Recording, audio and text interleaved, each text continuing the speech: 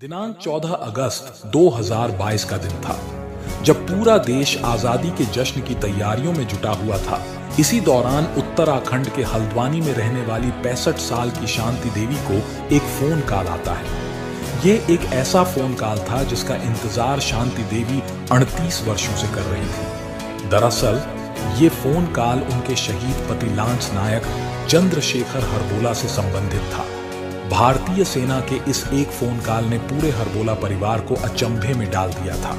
Indian army द्वारा किए गए इस फोन कॉल ने हरबोला परिवार को जितनी खुशी दी थी, उसके साथ उतना ही गम भी दिया था। यह कहानी शुरू होती है 1984 में, जब भारत ने पाक के खिलाफ ऑपरेशन मेघदूत सियाचिन में शुरू किया था। इस ऑपरेशन में लांस नायक चंद्रशेखर हरबोला भी इस मिशन का हिस्सा थे। लांस नायक चंद्रशेखर हरबोला 19वीं कुमाऊं रेजिमेंट के जांबाज सिपाही थे। कुमाऊं रेजिमेंट भारत का पहला रेजिमेंट है जिसने सबसे पहले परमवीर चक्र हासिल किया। 29 मई 1984 का महीना था। सुबह के 5:30 हुए थे जब कैप्टन संजय कुलकर्णी ने एक अन्य सैनिक के साथ बेस कैंप से चीता हेलीकॉप्टर द्वारा उड़ान भरी। इसके पीछे 2 हेलीकॉप्टर और थे।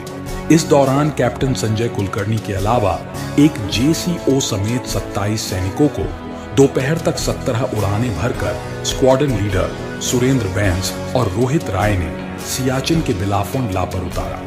लेकिन उस दिन विजिबिलिटी बेहद कम थी और तापमान भी -30 डिग्री के करीब था। दरअसल लांस नायक चंद्रशेखर हरबोला उन 20 जवानों के दल में शामिल थे जो पेट्रोलिंग के दौरान एक एवलांच की चपेट में आ गए थे। इस दौरान 15 जवानों की मौके पर ही मौत हो गई थी, जिनके शव भारतीय सेना के बचाव दल को मिल गए थे, लेकिन 5 शव बरामद नहीं हो पाए थे। इनमें लांस नायक चंद्रशेखर हरबोला भी शामिल थे। लेकिन 38 साल बाद भारतीय सेना की एक सर्च टीम को सियाचिन के एक बंकर में चंद्रशेखर हरबोला का शव सही सलामत मिला था। इस दौरान हैरानी की बात यह थी कि 38 साल भी भारतीय सेना के वीर जवान लांस नायक चंद्रशेखर हरबोला का पार्थिव शरीर काफी हद तक ठीक था। ये अपने आप में हैरानी की बात थी। इंडियन आर्मी के इसी फोन का इंतजार शांति देवी पिछले 38 सालों से कर रही थी। भारतीय सेना के अधिकारियों ने फोन कॉल पर जब शांति देवी को बताया कि 38 साल बाद सियाचिन के एक बंकर में उनके पति का पार्थिव शरीर मिला है और 2 दिन बाद उनके पार्थिव शरीर को हल्द्वानी पहुंचाया जा रहा है, तो ये सूचना पाते ही शांति देवी ने इसकी जानकारी अपनी बेटियों को दी। जब उनकी बेटियों ने भारतीय सेना के अधिकारियों से इस संबंध में फिर से संपर्क कर इसकी पुष्टि की, तो पूरा परिवार खुशियों के साथ गम के सागर में डूब गया। 38 साल बाद जहां पिता और पति से मिलने की खुशी थी, वहीं उनका जिंदा ना लौटकर आने का गम भी पूरे परिवार को कचोट रहा था। 38 साल पहले जब चंद्रशेखर हरबोला घर से निकले थे, तब उनकी एक बेटी की उम्र 4 साल, जबकि दूसरे बेटी की उम्र सिर्फ 18 माह की थी। अपने पिता के बहादुरी के किस्से सुनते हुए बड़ी हुई दोनों बेटियों को ताउम्र ये गम रहा था कि उनके होश संभालने से पहले ही उनके पिता हमेशा के लिए उन्हें छोड़कर चले गए। अब 38 साल बाद उनके पिता का पार्थिव शरीर उनके पास आ रहा था, जिसकी उन्हें कभी उम्मीद ही नहीं थी।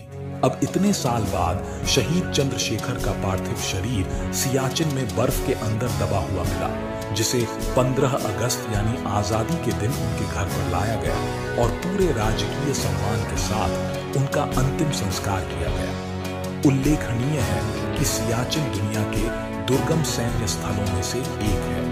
यह बहुत ऊंचाई पर स्थित है, जहां जीवित रहना एक सामान्य मनुष्य के बस की बात नहीं है। भारत के सैनिक आज भी वहां पर अपनी ड्यूटी निभाते हैं। 1984 में देश के सैनिकों ने इस जगह को पूरी तरह से अपने नियंत्रण में लिया था और इस अभियान में कई सैनिकों ने अपनी जान की शहादत दी थी। सियाचिन पर इतने कठिन जन जीवन के बाद भी हमारी भारतीय सेना अपने जान की बाजी लगाकर वहां अपने ड्यूटी पर तैनात रहते हैं और देश के सरहद की रक्षा करते हैं। ऐसे भारत मां के लाल और हमारे वीर जवानों को हमारे चैनल सनातन आस्था की ओर से शत शत नमन।